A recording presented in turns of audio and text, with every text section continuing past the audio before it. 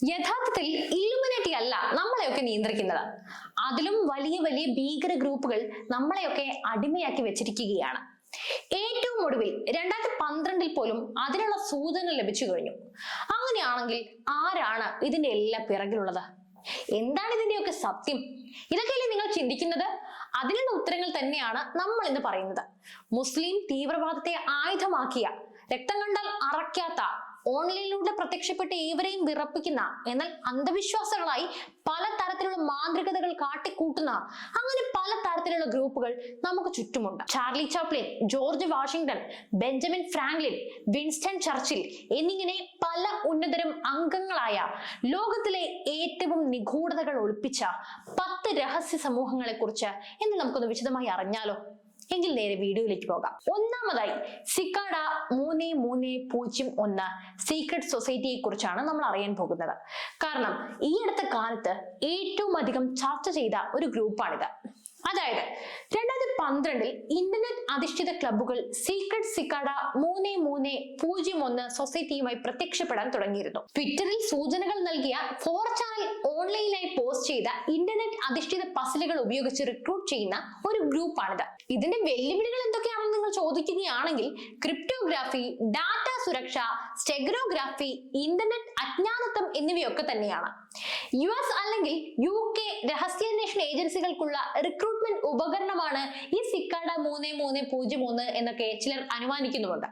മറ്റുള്ളവരാകട്ടെ ഇതൊരു ഇതര reality ഗെയിമോ online സ്വകാര്യതയ്ക്കും വിവര സ്വാതന്ത്ര്യത്തിനും വേണ്ടി വാദിക്കുന്ന ഒരു ഗ്രൂപ്പുമാണെന്നൊക്കെയാണ് വിശ്വസിക്കുന്നത്. ത്രില്ലർ ഡാർക്ക് വെബ് ഈ ആശയം സ്വീകരിച്ചെങ്കിലും സമൂഹത്തിൽ നിന്ന് പണം സമ്പാദിക്കാൻ ഒരിക്കൽ പോലും അവർ ഒരു ശ്രമവും ഇതുവരെ ഒരു ഭാഗത്തു നിന്നും ഉണ്ടായിട്ടുമില്ല.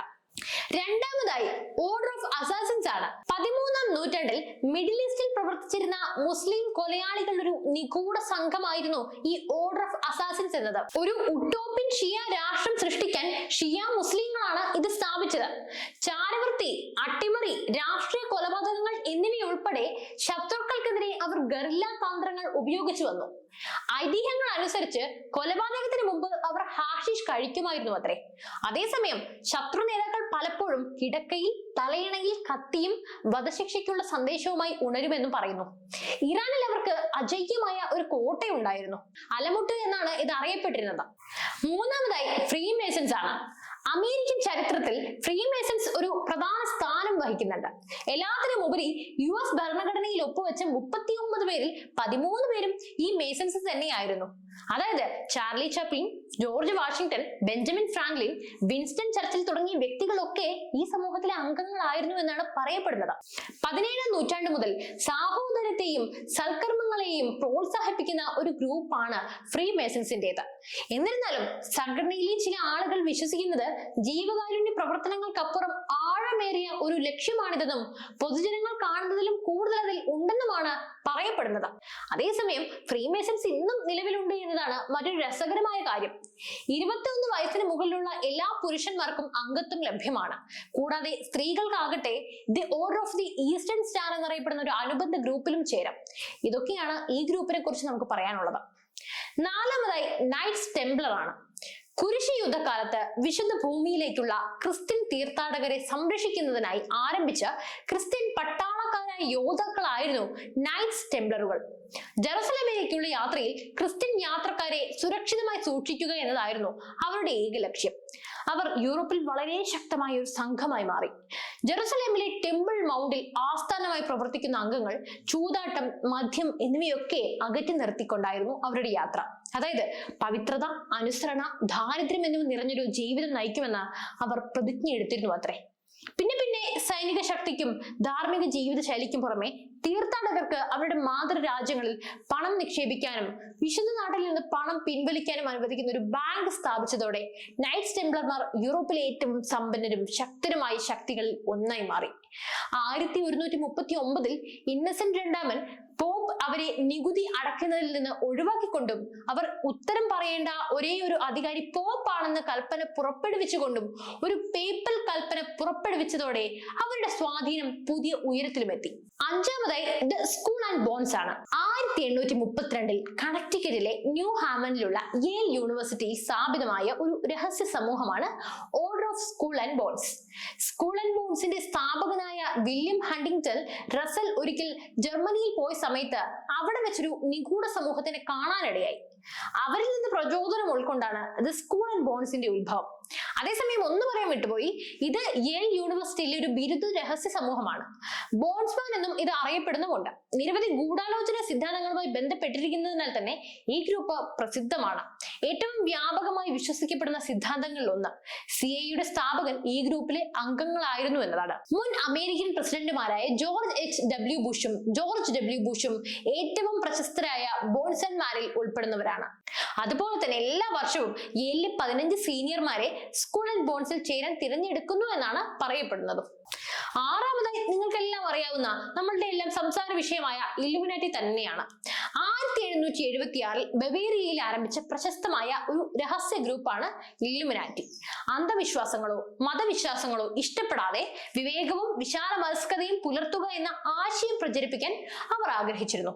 ഒരുപക്ഷെ ലോകത്തെ ഏറ്റവും കൂടുതൽ ചർച്ച ചെയ്യപ്പെടുന്ന ഗ്രൂപ്പാണിത്. ചിലർ കരുതുന്നത് അവർ ലോകത്തെ നിയന്ത്രിക്കുന്നവരാണ് എന്നൊക്കെയാണ്. ആധുനിക ഗൂഢാലോചന സിദ്ധാന്തങ്ങൾ അനുസരിച്ച് വാട്ടർലൂ യുദ്ധം, ഫ്രഞ്ച് വിപ്ലവം, പ്രസിഡന്റ് ജോൺ എഫ് കെനഡിയുടെ കൊലപാതകം തുടങ്ങിയ ചരിത്രത്തിലെ നിരവധി സുപ്രധാന സംഭവങ്ങൾക്ക് പിന്നിൽ ഇല്ലുമിനാറ്റികളാണെന്നാണ് വിശ്വസിക്കപ്പെടുന്നത്. ഈ സംഭവങ്ങൾ നിയന്ത്രിച്ചത് അവരാണെന്നാണ് വിശ്വാസം. അതുപോലെ തന്നെ 1787 ഇല്ലുമിനാറ്റിയിലെ അംഗത്വം വധശിക്ഷയ്ക്ക് വിധിക്കുന്ന ഒരു ഉത്തരവ് പുറപ്പെടുവിച്ച സംഭവം പോലും ഉണ്ടായിട്ടുണ്ട്. ഏഴാമത് ദ ബ്ലാക്ക് ഹാൻഡ് ആണ്. 20ാം നൂറ്റാണ്ടിന്റെ തുടക്കത്തിൽ സെർബിയയിൽ സജീവമായിരുന്ന ഒരു രഹസ്യ സമൂഹമായിരുന്നു ബ്ലാക്ക് ഹാൻഡ് എന്നത്. ആർച്ച് ഡ്യൂക്ക് ഫ്രാൻസ് ഫെർഡിനൻഡിന്റെ കൊലപാതകത്തിന് ഉത്തരവാദികളായിരുന്നു ഈ സംഘം. ഇന്ന് ഒന്നാം ലോക മഹായുദ്ധത്തിലേക്ക് നയിച്ച സംഭവങ്ങളുടെ ഒരു ശൃംഖലയ്ക്ക് തുടക്കമിട്ടു.